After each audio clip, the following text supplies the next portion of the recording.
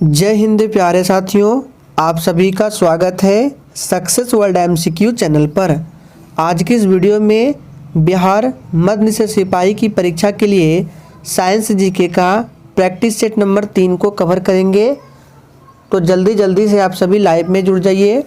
सभी को good evening. इस सेशन का पीडीएफ आप लोग टेलीग्राम पर जाकर डाउनलोड कर सकते हैं। टेलीग्राम का लिंक इसी वीडियो के डिस्क्रिप्शन बॉक्स में नीचे दिया गया है। और आप में से जो भी स्टूडेंट चैनल पर पहली बार आए हैं, आप लोग डेली क्लास टाइमिंग को भी नोट कर लेंगे ताकि आप लोगों से एक भी सेशन मिस ना हो। और इस क्लास के साथ साथ अगर आप लोग स्पेशल बिहार मध्य निषेध सिपाही के लिए प्रैक्टिस सेट करना चाहते हैं तो आप लोग रात 8 बजे की क्लास को अटेंड कर सकते हैं। तो चलिए शुरुआत करते हैं आज के प्रश्नों से।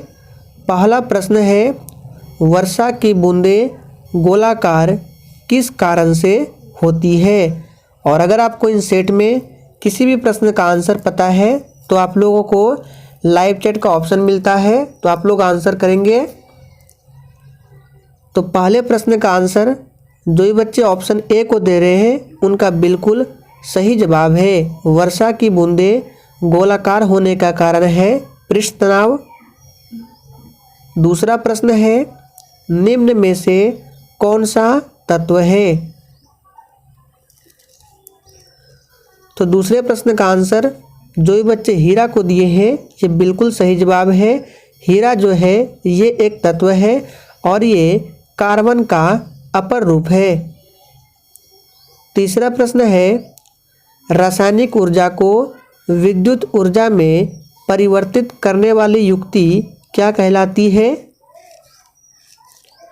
तो ध्यान से पढ़िए, यहाँ पे क्या पूछ रहा है कि रासायनिक ऊर्जा को विद्युत ऊर्जा में, तो ये कौन बदलता है? बैटरी बदलता है। ध्यान रखना है, सेल जिसका हिंदी में नाम होता है विद्युत कोष, शुद्ध हिंदी लिखा गया है विद्युत कोष। तो आपको कंफ्यूज नहीं होना है, बैटरी ना रहे तो आपको ध्यान रखना है विद्युत कोष, क्योंकि बैटरी का ही शुद्ध हिंदी रूपांतरण है विद्युत कोष। स्थिर पर गैस का निश्चित द्रव्यमान का आयतन कम करने पर दाब क्या होगा?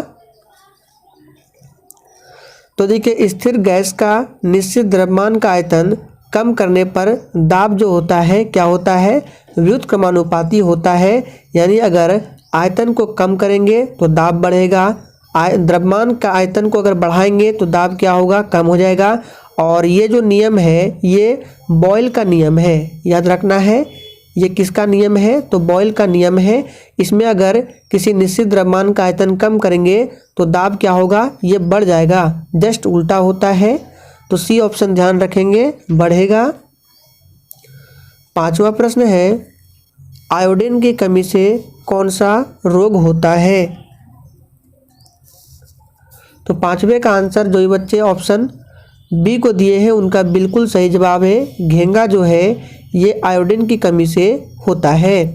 आप लोग थोड़ा सा कमेंट करके बताएंगे कि एनीमिया जो रोग है ये किसकी कमी से होती है? आप लोग फटाफट से कमेंट करेंगे, एनीमिया किसके कारण होता है?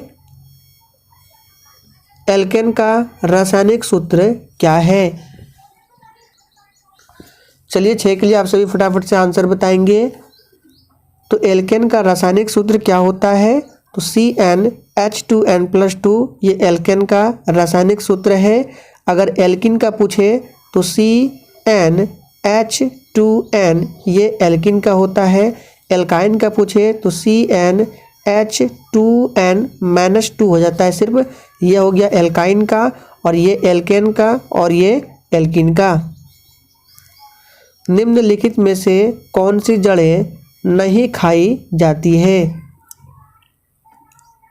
चलिए, तो देखिए किसकी जड़ें नहीं खाई जाती है?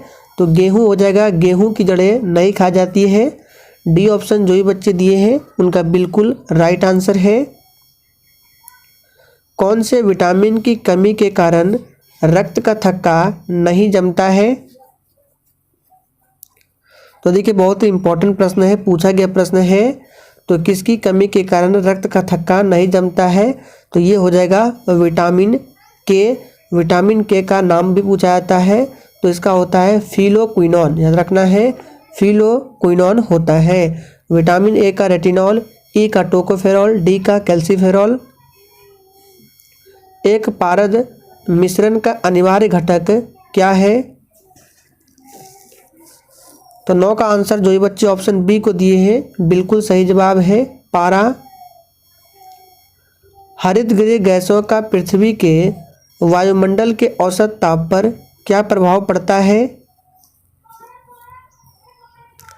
तो देखिए हरितगृह गैसों का पृथ्वी के वायुमंडल के औसत ताप पर क्या प्रभाव पड़ेगा? तो ये बढ़ जाएगा। ए ऑप्शन बिल्कुल करेक्ट आंसर है। बैरोमीटर के आविष्कारक कौन है? अच्छा, ये बैरोमीटर जो है ये क्या है? तो ये जो है दाब मापने वाला यंत्र है।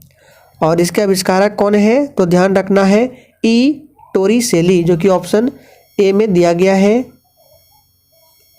XeO2 F2 की आकृति क्या होगी? तो देखिए इसकी आकृति जो होगी त्रिकोणीय द्विपिरामिडी। ए ऑप्शन बिल्कुल सही जवाब है, त्रिकोणीय द्विपिरामिडी। नेक्स्ट क्वेश्चन, मिट्टी में नमक की उच्च सांद्रता में उगने वाले पौधे क्या कहलाते हैं?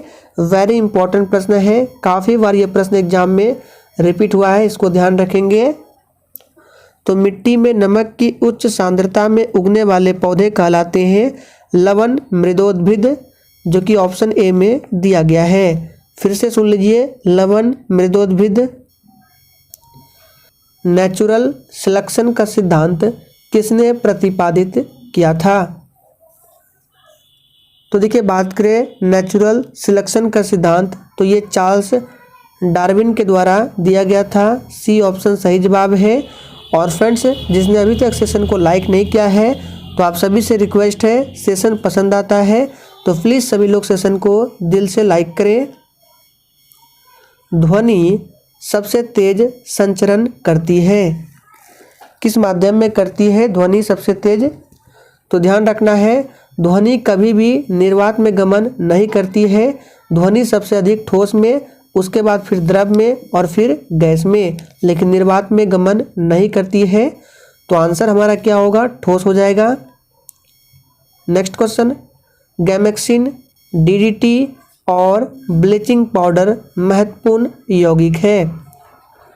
तो चलिए सबसे पहले बात करते हैं गैमेक्सिन का सूत्र क्या होता है। तो यहाँ पे लिख रहे हैं C6H6Cl6, ये गैमेक्सिन का है। बात करें DDT तो इसका होता है C14H5 और C5, ये हो गया DDT का। और ब्लीचिंग का आप सभी जानते हैं, ये होता है CaOCl2। तो सभी में देख सकते हैं क्लोरीन आ रहा है। तो देखिए, तो क्लोरीन जो है ये इसका तो महत्वपूर्ण यौगिक जो हो जाएगा आपका क्लोरीन हो जाएगा। ए ऑप्शन बिल्कुल सही जवाब है, ध्यान रखना है। देखिए DDT का सूत्र जो है C14H5 या Cl5 होगा। जीनर डायोड का प्रयोग निम्न रूप में होता है। तो देखिए बहुत ही महत्वपूर्ण प्रश्न है, जीनर डायोड का प्रयोग ये होता है वोल्टता नियंत्रक में। सी ऑप्शन इस प्रश्न का बिल्कुल राइट आंसर है। अनवीकरणीय ऊर्जा का स्रोत क्या है? तो 18वें प्रश्न का आंसर है ऑप्शन ए, कोयला है अनवीकरणीय ऊर्जा का स्रोत, ध्यान रखेंगे। नेक्स्ट क्वेश्चन, जल चक्र में कौन सी प्रक्रिया सम्मिलित नहीं होती है?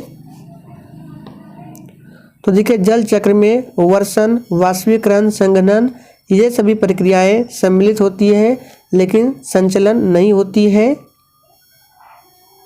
निम्न में से कौन सी मूल मात्रक नहीं है? तो आपने 9th क्लास में पढ़ा होगा कि 7 मूल मात्रक है। कौन कौन से हैं सभी का नाम बता देते हैं। मीटर है, किलोग्राम है, सेकेंड, एम्पियर, केल्विन, कैंडेला और मोल, ये सभी 7 मूल मात्रक है। तो ओम जो है ये मूल मात्रक नहीं है। देखिए 7 मूल मात्रक है और 2 जो है संपूरक मात्रक है। कौन कौन से हैं? रेडियन जिसको RA से डिनोट करते हैं और स्टेरेडियन जिसको SR से डिनोट करते हैं। ये 2 संपूरक मात्रक है। तो ओम जो है ये मूल मात्रक नहीं है, ध्यान रखेंगे। संयोजक यौगिक क्या होते हैं या बनते हैं? तो 21 का आंसर है संयोजक यौगिक बंध अणु के बीच इलेक्ट्रॉनों के साझे से बनते हैं। डी ऑप्शन सही जवाब है। निम्नलिखित में से कौन सा एक कार्बोहाइड्रेट नहीं है? तो 22वें प्रश्न का आंसर क्या होगा? महत्वपूर्ण प्रश्न है। तो ऑप्शन सी जो है ग्लाइसिन, ये कार्बोहाइड्रेट नहीं है। पानी से बनने वाले बुलबुले में जो चमक होती है वह किस प्रक्रम के कारण होती है? सही जवाब है ये प्रकाश का पूर्ण आंतरिक परावर्तन के कारण होते हैं। डी ऑप्शन अगर आपने आंसर किया है तो आपका बिल्कुल सही जवाब है। एड्स रोग का कारण क्या है? यानी एड्स रोग जो है ये किसके कारण होता है? तो देखिए बात करें एड्स को ऐसे लिखा जाता है AIDS और इसका फुल फॉर्म होता है एक्वायर्ड इम्यूनो डिफिशियंसी सिंड्रोम। विश्व एड्स दिवस प्रत्येक वर्ष 1 दिसंबर को मनाया जाता है और ये वायरस से होने वाला रोग है। किस वायरस से होता है? तो HIV वायरस से होता है। वायरस को हिंदी में विषाणु बोलते हैं। तो बी ऑप्शन बिल्कुल सही जवाब है और बैक्टीरिया को हिंदी में जीवाणु बोलते हैं। चलिए आपको यहाँ से और प्रश्न बताते हैं। आपसे पूछा जाता है कवकों का अध्ययन क्या कहलाता है? तो कवकों का अध्ययन कहलाता है माइकोलॉजी। माइकोलॉजी कवकों का अध्ययन। शैवालों का अध्ययन क्या कहलाता है? फाइकोलॉजी। दोनों पॉइंट को नोट कर लेंगे। हमने इसके लिए ट्रिक भी बताया था। अगर आप डेली क्लास को अटेंड करते हैं तो आप लोगों को ट्रिक पता होगा। तो शैवाल का अध्ययन फाइकोलॉजी और कवक का अध्ययन माइकोलॉजी। रासायनिक परिवर्तन के लिए असत्य कथन छांटिए। तो देखिए रासायनिक परिवर्तन में क्या होता है? इसके साथ ऊर्जा में भी परिवर्तन होता है, सही है। पदार्थ का आंतरिक संगठन परिवर्तित होता है, सही जवाब है। यह उत्क्रमणीय परिवर्तन है, बिल्कुल गलत है। तो ऑप्शन ए जो है ये कथन असत्य है। मानव के रुधिर का विडाल टेस्ट किसके संक्रमण को दर्शाता है? वेरी इंपॉर्टेंट प्रश्न है। चलिए आंसर बताएंगे।